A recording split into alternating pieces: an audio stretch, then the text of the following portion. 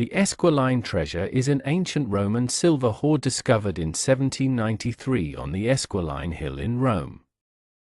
The hoard is considered an important example of late antique silverware from the 4th century after Christ, probably around 380 for the main exhibits. Since 1866, 57 objects, representing the majority of the hoard, have been in the British Museum. Two of the most important objects in the hoard are the richly decorated, gilded, and engraved silver boxes known as the Coffin of the Project and the Coffin of the Muse. The hoard was part of the possessions of a wealthy Roman household of high social status, which can probably be identified. The collection includes 8 plates, for round and for rectangular, a fluted vessel, a jug inscribed a Pelegrina, a flask with relief scenes, an amphora, 6 sets of horse harness, with furniture including 4 figures of Tyche, representing the 4 major cities of the Roman Empire, Rome, Constantinople, Antioch and Alexandria, 2 hands gripping railings, and an assortment of jewelry. Although a number of large late Roman silver hoards have been discovered, most are from the outskirts of the empire, such as Roman Britain, and very few objects from this period can be assumed to have been made by silversmiths in Rome itself, which gives the Esquiline hoard special significance.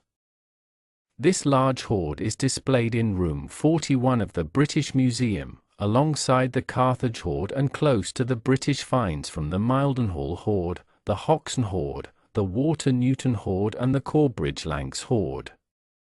It has been observed that the majority of the major surviving late Roman silver hoards are in the British Museum.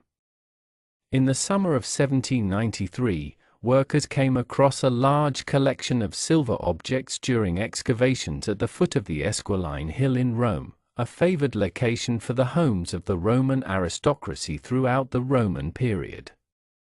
These objects were found in the ruins of a Roman building, which at the time was located within the premises of the monastery of San Francesco di Paola in Rome. The first official record of the finds was made a year after their discovery by the famous Italian classical archaeologist and later director of the Capitoline Museum, Ennio Carino Visconti. The treasure passed through many hands before finally being acquired by the French collector and one-time ambassador to Rome, the Duc de Blacas. In 1866, his collection was sold in its entirety to the British Museum.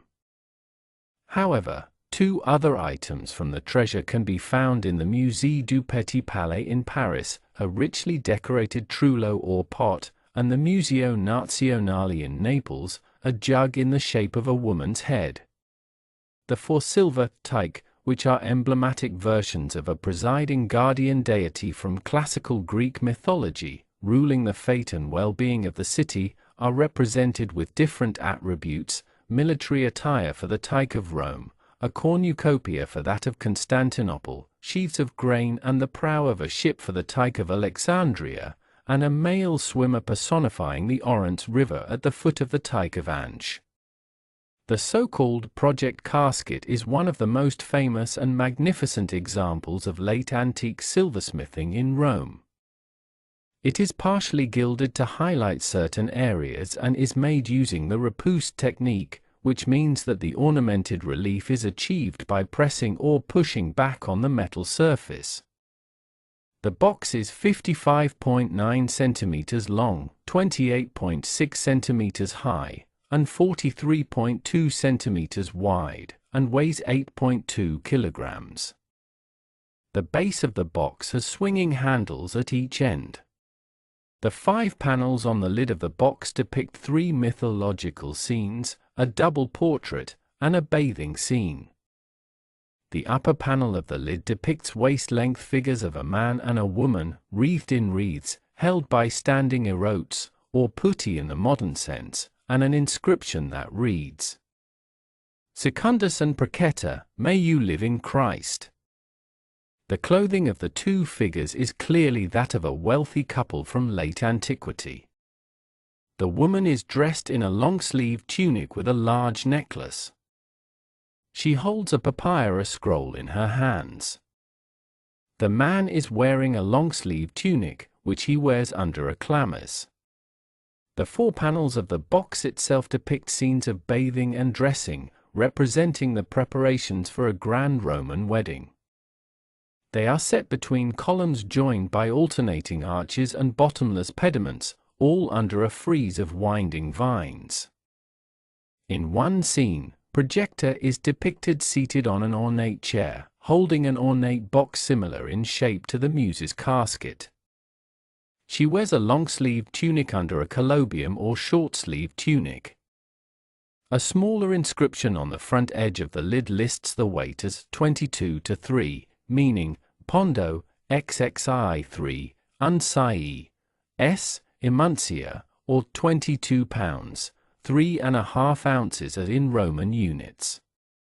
The coffin has traveled abroad, participating in several international exhibitions in New York in 1977 to 1978, Rimini in 1996, New Delhi in 1997, Mumbai in 1998, Trier in 2007, Paris in 2009, and most recently Chicago in 2012 to 2013.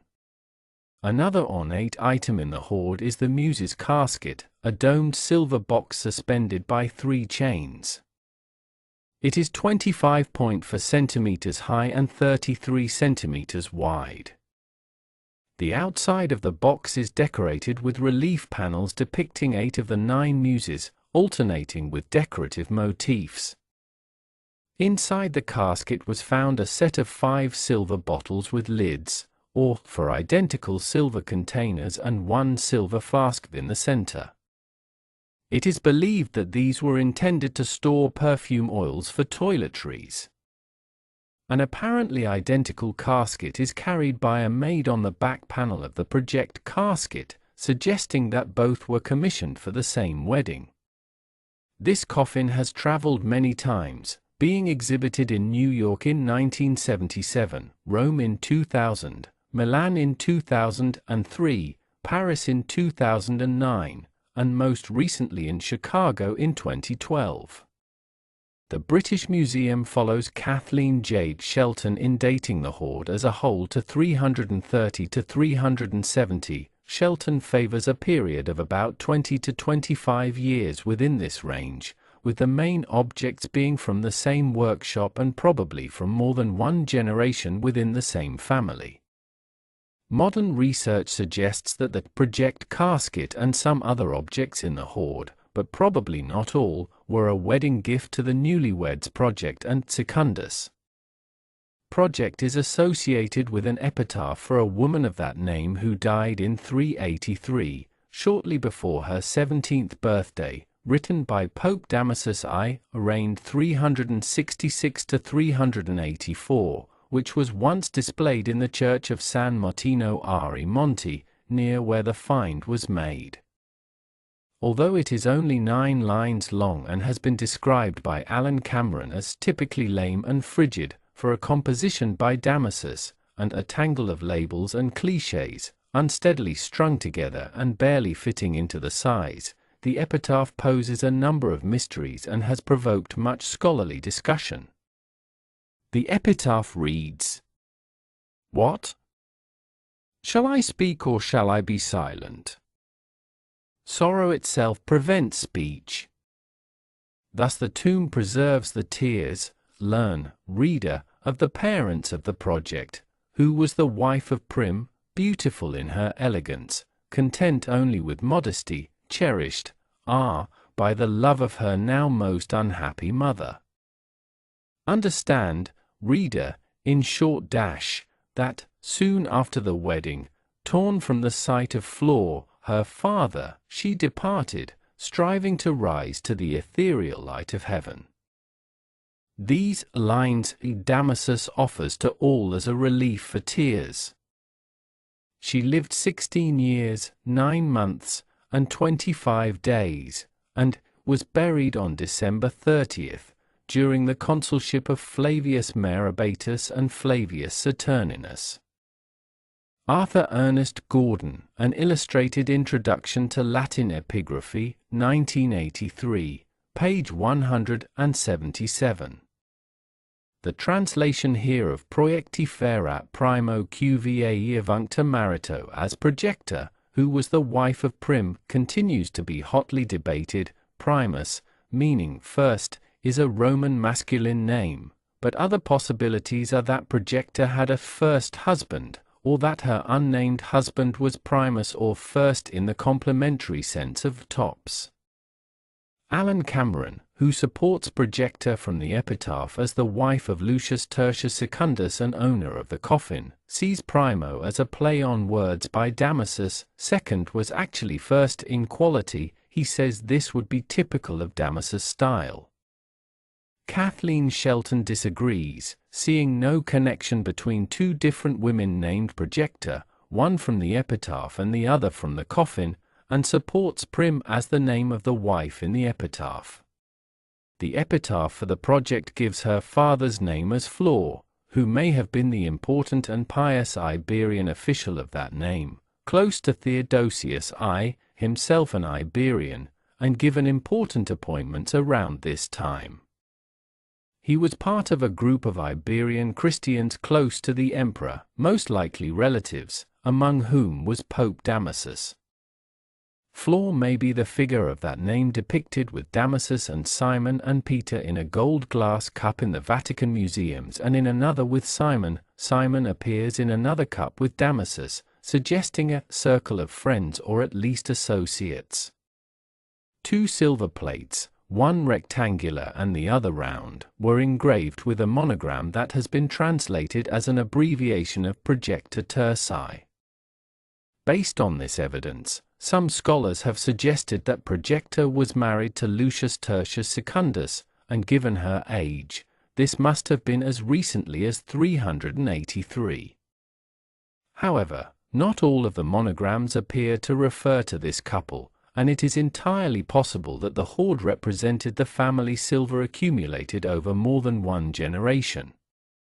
A jug in the hoard is engraved with the female name Pelegrina, but her identity has not been the subject of such speculation, as there is no other evidence. Another couple, Tertius and Pelegrina, has been suggested, although how their dates would relate to Projecta and Secundus is unclear. While Projecta was clearly a Christian, her husband, if he was Lucius Tertius Secundus, was a member of a prominent family, many of whom remained pagans until the end of the century. The ivory diptych Symmachus Nicomachean from the same period and setting in Rome shows pagan iconography. Some 70 years after Constantine's conversion, the old religion still had supporters among the Roman elite. The 4 Tyches from the capital cities of the empire are thought to have been made for the posts of chair or litter of a high official, members of the Turcii holding several such positions. Cameron argues that the Constantinople helmet is a form not found on Tyche figures from that city before 380, when the See of Constantinople was suddenly elevated to second place after Rome, above older ones such as Alexandria. It is believed that the treasure was buried in the house of the Turks on the Esquiline Hill, just before the Visigothic attack on Rome by Alaric I in 410 after Christ. Despite the Christian inscription on the project coffer, the iconography of the figurative decoration of the treasure is purely pagan, a common mixture in Roman metalwork from the period up to about 350, when early Christian art had not yet developed an iconography for predominantly secular decoration. 3 sides of the lid of the project coffer are decorated with pagan mythological motifs, including the goddess Venus on a clam, Nereids, sea nymphs, riding a katos, a sea monster similar to a dragon, and a hippocampus, a monster with the forepart of a horse and the tail of a fish. The mixture of Christian and pagan inscriptions and symbols may have been a compromise reflecting the families of the bride and groom, as mentioned above. Much of the Esquiline treasure is in the British Museum. Thanks for watching. Subscribe to the Golden Treasure channel. Stay tuned for new updates and give the video a thumbs up in support.